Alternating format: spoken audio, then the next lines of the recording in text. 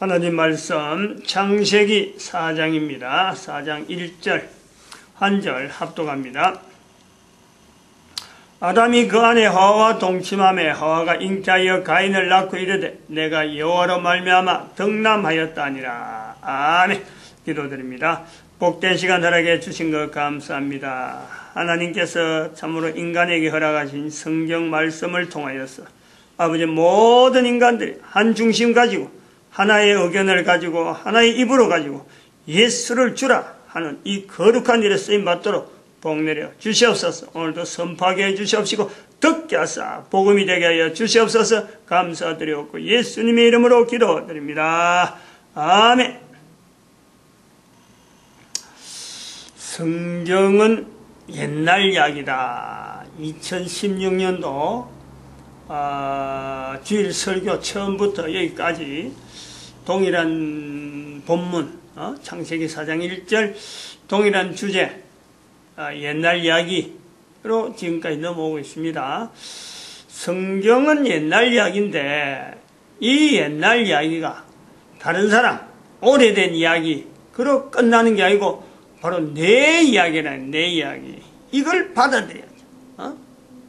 성경이 지금 현재 70억의 인구가 살고 있는데 한 사람 한 사람의 바로 그 사람의 이야기입니다.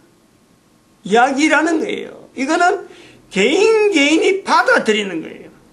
이거 내 이야기다. 받아들이는. 왜 내 이야기냐? 그동안에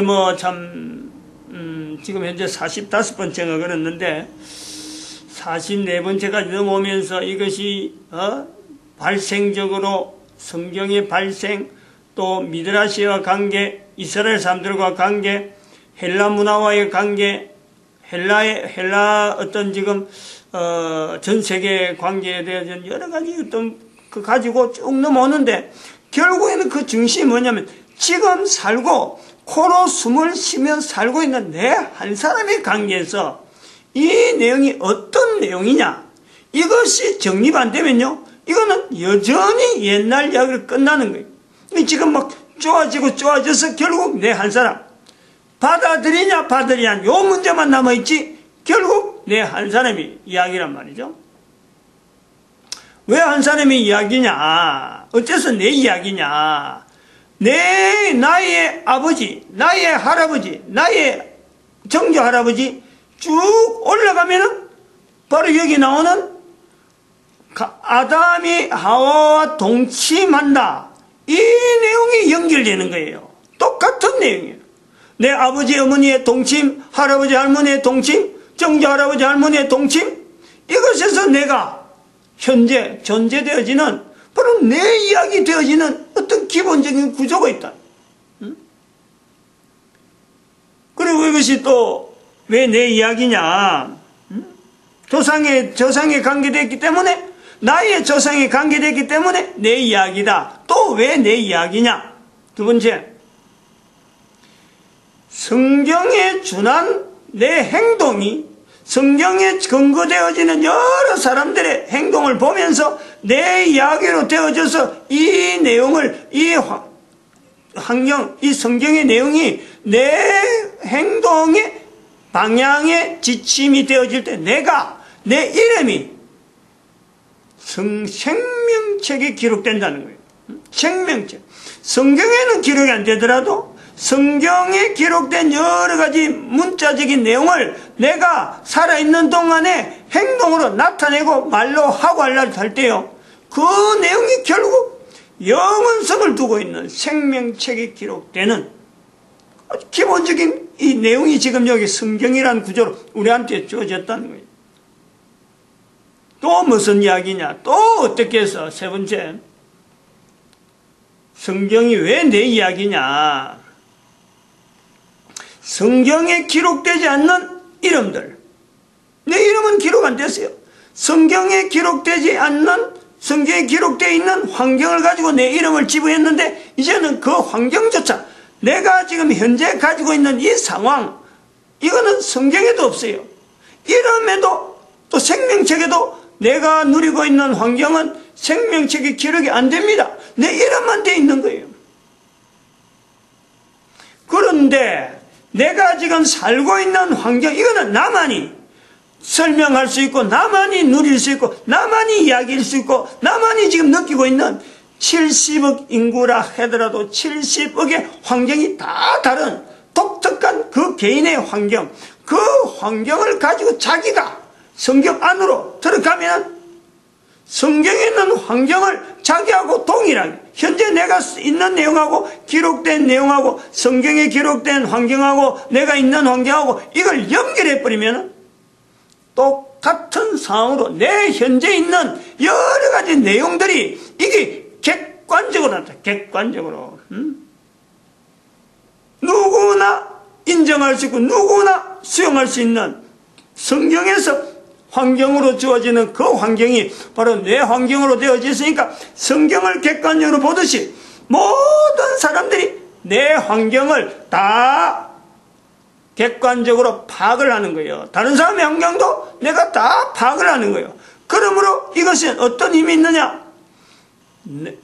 어느 누구가 이 땅에 있는 동안에 성경으로 해서 참 생명책이 있는지 없는지, 지금 살고 있지만은 지금 그 사람이 살고 있더라도 그 사람이나 내가 생명책에 기록되어 있다 없다는 거요, 아무도 몰라요. 그런데 내 환경을 성경책에다 내가 집어넣고 있으면은 내가 생명책에 기록됐다는 것을 누구나 압니다. 누구나. 저 사람은 생명책에 기록된 사람의 행동일 것이다. 누구나 이걸 객관적으로 보여줍니다. 이러한 요소에서 우리가 성경이라는 이 개념이 우리한테 주어졌다는 게 너무너무 감사하고, 내 한 사람이 된 게 아니라 이게 교회만 그런 게 아니라 전 세계 모든 사람에게 똑같은 시각으로 공평하게 성경이 주어져 있다. 왜 그러느냐? 어떻게 그걸 아느냐? 모든 나라의 언어로 지금 성경이 번역될 수 있는 언어는 다 돼 있어요. 지금 성경이 번역되어지지 않은 언어가 없다. 그런 언어를 쓰고 있다 하면, 어떤 언어가 쓰고 있는데 성경이 없다 하면 그건 아직도 언어라고 할 만한 어떤 틀이 없어서 그런 거지, 적어도 사용할 수 있는 언어로서 나타난 내용에는요, 성경은 지금 다 번역되어 있어요. 그러니까 공평한 거지.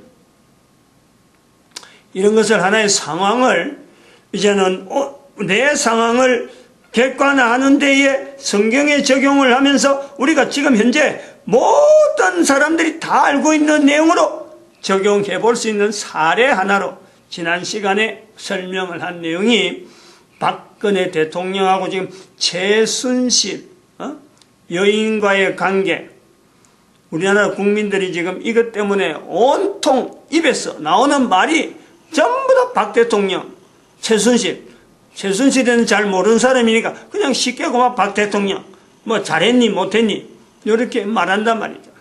평가한단 말이에요.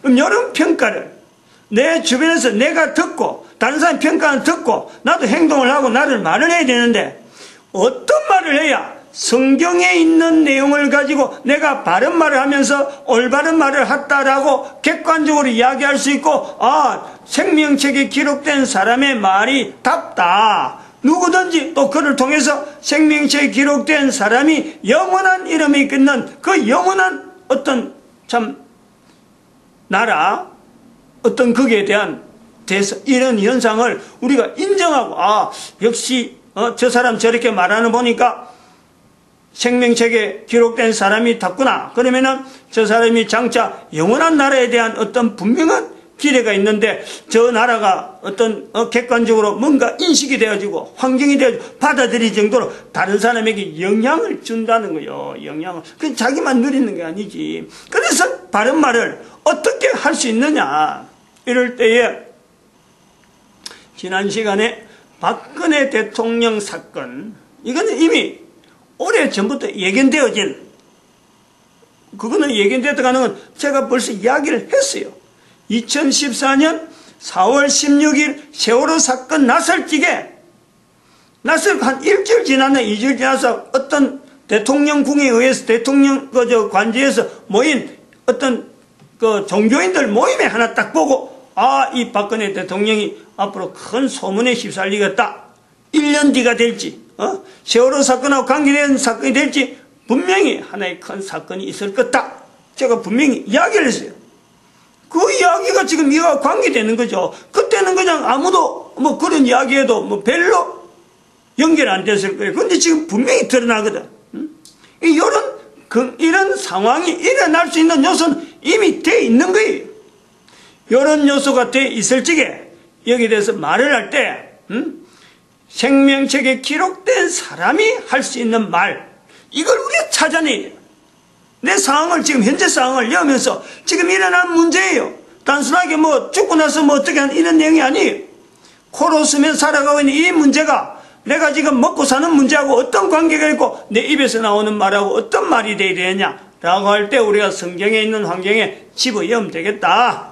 집어넣고 하자. 특별히 본문을 하고 있으니까 본문하고 관계된 내용, 사장을 지금 사장 1절을 1년 동안 쭉 해오는 중에 지금 걸렸으니까 사장 1절 하는데 가인이 나온단 말이에요. 가인이. 사장 1절에 가인이라는 이름이 나와요. 본문의 내용에 원그감은 크게 뭐 중심이 안 되는데, 그러나 사건하고 연결하면 그 상황이 연결된다는 거예요. 그래서 가인을 낳고 이르되 라고 할 때 이 가인과 박근혜 대통령하고 어떤 연관성이 있느냐, 이걸 내가 내 환경 속에다가 내 상황 속에 이 내용을 가지고 성경을 읽고 박근혜 대통령도 우리가 염두에 두고, 그러고 가인이라는 사람도 한번 연결을 해보고, 사람이 아니죠. 뭐 조상 중에 한참 조상이죠.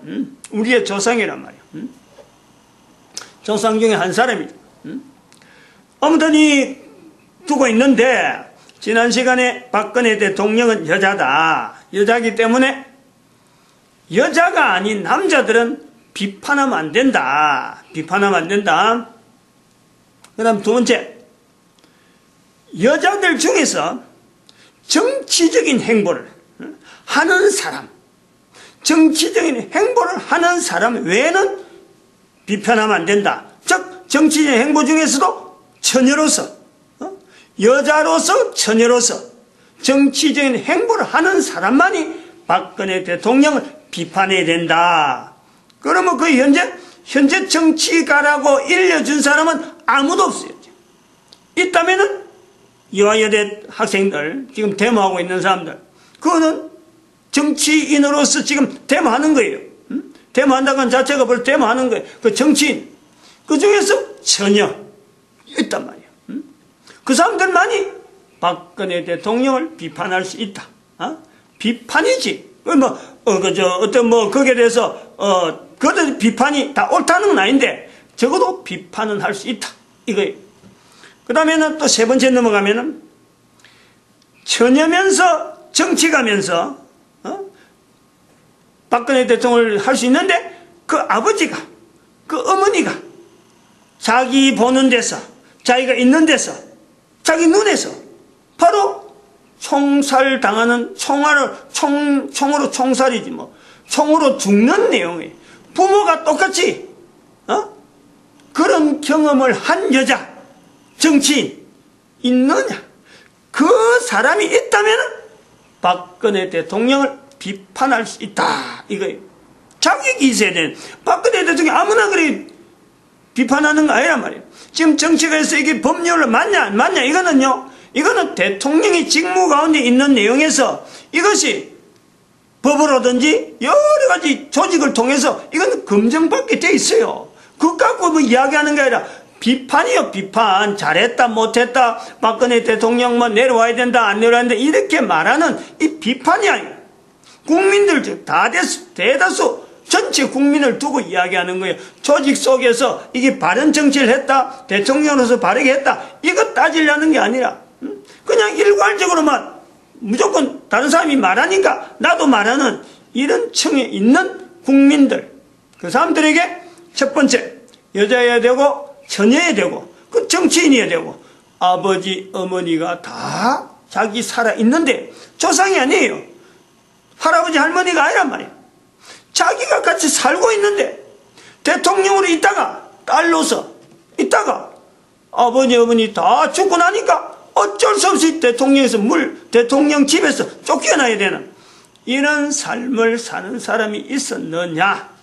있다면요, 그 사람은 반드시 박근혜 대통령을 비판할 수 있는 자격이 충분히 있다 보는 거예요.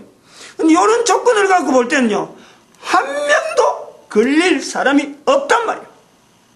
어느 누가 있겠어요? 지구 땅에서. 여기에서요, 가인이란 자리가 왜 하나님 앞에서 가인이 왜 하나님께서 가인을 죽이지 말라 했느냐 하는 이 의미를 우리가 연결하는 거예요. 왜 분명히 살인했는데도 불구하고 뻔하게 단독범이고 분명히 살인했다고 했는데 하나님은 가인을 죽이지 말라, 가인을 죽이면 벌이 7배다 라는 거예요. 오늘날의 박근혜 대통령은 하여금 이런 환경 속에서 이런 엄청난 실수를 함에도 불구하고 여기서 지금 성경에서 해석하기는 그래요. 박근혜 대통령을 비판할 수 있는 사람은 아무도 없다. 지구상에는 아무도 없다. 이걸 우리가 인식을 해요. 그럼 여기에 의미가 있다는 거예요. 가인은 뭐냐는 거예요. 가인의 의미는 뭐고 박근혜 대통령이라는 자리는 도대체 어떤 의미가 있느냐, 이걸 내 삶에서 내가 인식을 해야 돼. 받아들여야 돼.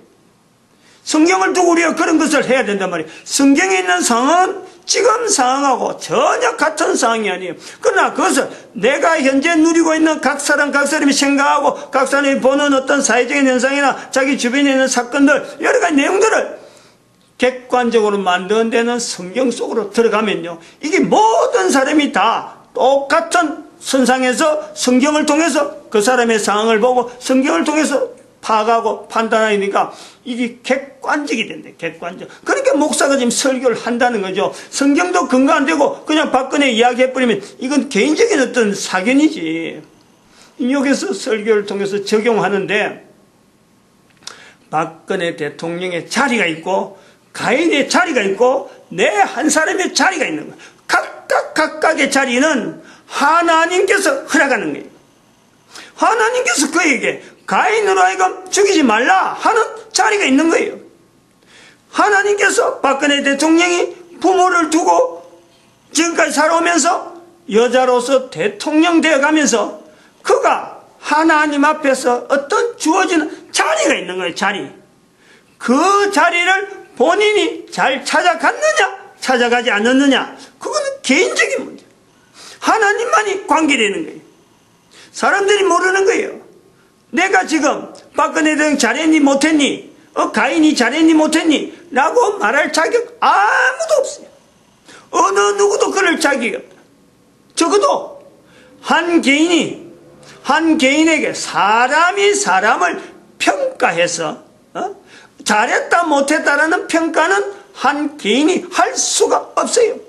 조직 속에서 시스템적으로 어떤 일을 맡겼을 땐 이런 일을 해야 된다, 주어진 어떤 조항이 있고 문장이 있을 적에 거기에 따라서 잘했느냐 못했냐는 또 그런 조직을 만드는 또 다른 기관에서 그걸 하는 거예요. 우리나라 같으면 법 질서가 있으니까 법에 의해서 대통령이 해야 될 일, 하지 말아야 될 이걸 따지는 검찰이 있다니까, 법원이 있다니까. 근데 한 개인을 두고 잘했니 못했니 라고 할 수 있는 것은 이 세상에서 어느 누구도 안 되는 거예요. 마찬가지요. 그거는 바로 내 개인에게도 마찬가지, 누구든지 마찬가지요. 성경을 읽고 바로 그런 자세를 우리가 길러야 된단 말이에요.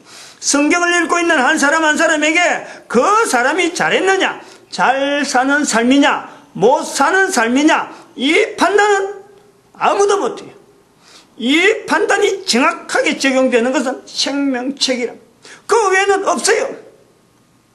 이걸 분명히 인식해야 돼요. 적어도 우리는 성경에 기록된 가인에 대한 행적에 모호한, 정말 애매한 요소가 있다는 것을 알아요. 뭐냐니까 이 가인이 장차 사람을 죽였는데, 살인을 했는데 이 사람의 이름이 생명책에 기록되어 있을까 없을까 모르는 거예요. 박근혜 대통령이 살아있어요. 아직까지 지금 어떤 그 죽음에 대한 내용은 없어요. 지금이니까 이야기하기가 적기지. 박근혜 대통령이 생명책에 기록될까 안 될까 아무도 몰라요. 가능성이 얼마든지 생명체에 기록될 가능성 얼마든지 있어요.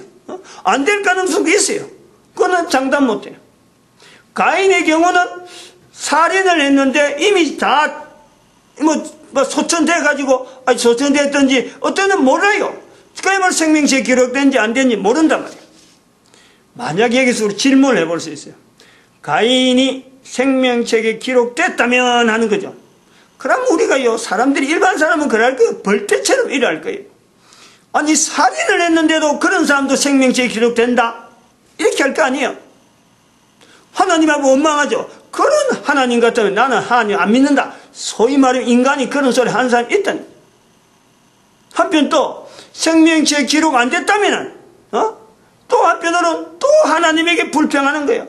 아니, 부모로 두고 처음 태어난 남자아이인데 뭔가 대표성이 있는데 그 대표성 되는 사람이 생명체에 기록도 안 돼. 야, 하나님 너무 야박하다. 이렇게도 볼 수 있다니.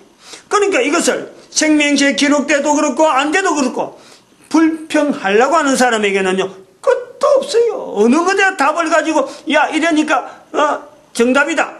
이럴 것이 못 돼. 마찬가지로 그것이 만약에 내가 가인이라면 어떡하냐? 이렇게 불평하고 비판하는 그 사람 자체가 가인이라면 어떡할 거냐? 가인처럼 만약에 아무것도 참 가인이 지은 죄 그거 안 짓고 지금 살아가느냐? 나이 30만 넘어도요. 가인 이상으로 우리가 지금 사람을 칼로서는 안 죽이도 사람을 죽이는 일을 예사하면서 우리가요, 지금 현재 시대가 그래요. 나이 30 이상 돼버리면은 그런 사람들은요, 적어도 정치한다는 정치에 대해서 뭘 알아듣는 사람은요, 사람을 죽여도 한참 죽이는 거예요. 그래야 자기가 살아가는 거예요. 지금 시대가 그래요. 또 우리가 분명히 알 것은, 우리가 마지막으로 정리해야 될 것은 이거예요.